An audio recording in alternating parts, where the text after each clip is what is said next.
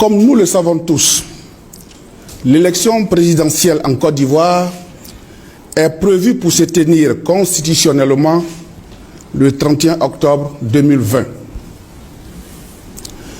En attendant que le parti minoritaire au pouvoir, qui a échoué à instaurer un climat de réconciliation, de cohésion sociale et de paix dans notre pays, accepte d'ouvrir le jeu démocratique à tous les candidats injustement écartés par les manœuvres dilatoires d'un conseil constitutionnel aux ordres du pouvoir en place, en attendant la réforme de la commission électorale, actuellement dépendante, et l'audit indispensable de la liste électorale pour une élection présidentielle transparente, régulière et inclusive, en attendant que le candidat illégal et anticonstitutionnel du RHDP se retire avec sagesse de la course pour un troisième mandat, je voudrais éclairer l'opinion nationale et internationale sur les principales réalisations du candidat légal et constitutionnel du PDCI-RDA, son ex.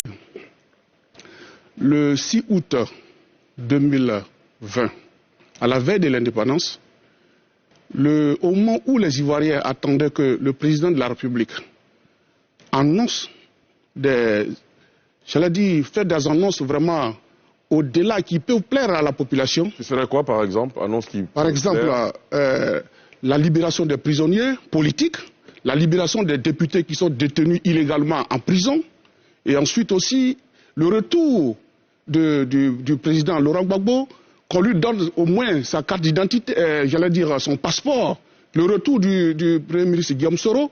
Au moment où on attendait qu'il fasse ces annonces-là, le président de la République, il profite d'une situation où il s'adresse à la nation ivoirienne pour parler de sa candidature. Nous regrettons ce qui s'est passé, mais c'est après ça, vous le remarquez, c'est après ça, mais les populations ivoiriennes ont demandé avec la société civile de protester. Et ils ont commencé à protester de façon légale. Une partie aussi des Ivoiriens estime qu'il a le droit de se présenter. Mais je suis en train de vous dire que cette partie a tort de dire que le président de la République a le droit de se présenter. Vous dites qu'il viole la Constitution. Expliquez-nous, parce que nous on ne comprend pas comment est-ce qu'il viole la Constitution. Mais écoutez, nous sommes en Côte d'Ivoire ici, la Constitution a été écrite, et vous savez...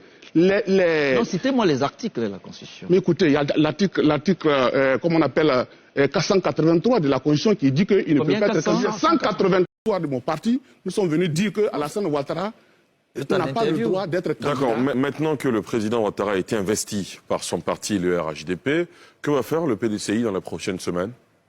Mais écoutez, de toutes les façons, le président Henri Konan Bédié, nous nous préparons à aller déposer la candidature du président Henri Konan Bédié. Toutes les 31 régions de la Côte d'Ivoire et les districts ont donné leur, comment on appelle ça, leur parrainage au président Henri Konan Bédié. Félix Vonnet. Ça dit que vous vous préparez à affronter le président Ouattara dans les urnes.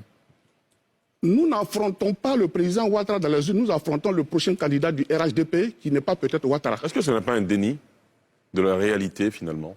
La réalité, c'est que le candidat du RHDP, le RHDP investit un candidat, le président actuel, samedi dernier. Mais ça, c'est leur problème. Nous disons que nous sommes candidats. Et nous ne reconnaissons pas une candidature de Ouattara qui est anticonstitutionnelle. Donc le reste là, nous, on ne parle pas. Est-ce que c'est en matière de paroles données, justement, beaucoup d'observateurs reprochent aussi au président Bédié, qui, il y a quelques années, avait dit qu'il ne serait pas candidat à plus de 80 ans, de venir aujourd'hui être candidat à 86 ans. Est-ce que ça ne décrédite pas un peu votre discours? Jamais, je vais vous dire. Le président Henri Konan Bédié a été chassé par un coup d'État militaire. Il lui restait 10 mois pour finir son mandat.